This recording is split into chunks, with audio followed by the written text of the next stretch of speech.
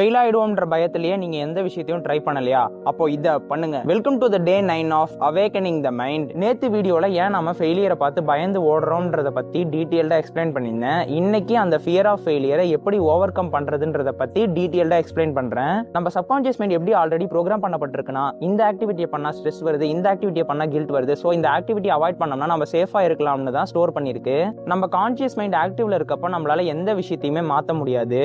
நம்ம தூங்குறதுக்கு ரெடி ஆகிறப்போ தான் நம்ம கான்ஷியஸ் மைண்ட் ஆஃப் ஆகிற ஸ்டேட்டுக்கு போகும். இப்போதான் நம்ம சப்கான்ஷியஸ் மைண்ட் ஃபுல்லா ஆக்டிவேட் ஆகும். இப்போதான் நீங்க விஷுவலைஸ் பண்ண ஸ்டார்ட் பண்ணணும். இப்படி இமேஜின் பண்ணோம்னா நீங்க அந்த ஆக்டிவிட்டியை செய்யறப்போ காமா, ஸ்ட்ரெஸ் ஃப்ரீயா அண்ட் நிம்மதியா இருக்கிற மாதிரி நீங்க ஃபீல் பண்ணணும். நீங்க விஷுவலைஸ் பண்ண உடனே ரிசல்ட்டை எதிர்பார்க்கவே கூடாது. நம்ம கண்டினியூஸா இப்படியே விஷுவலைஸ் பண்ணிக்கிட்டே இருந்தோம்னா நம்ம சப்கான்ஷியஸ் மைண்ட் ஓல்டு பேட்டர்னை சேஞ்ச் பண்ண ஸ்டார்ட் பண்ணிடும். இந்த சப்கான்ஷியஸ் மைண்டை பத்தி டீடைல்டா தெரிஞ்சுக்கணும்னு ஆசைப்பட்டீங்கன்னா கீழே கமெண்ட்ஸ்ல சொல்லுங்க. ஒரு லாங் ஃபார்மேட் வீடியோ நான் பண்றேன்.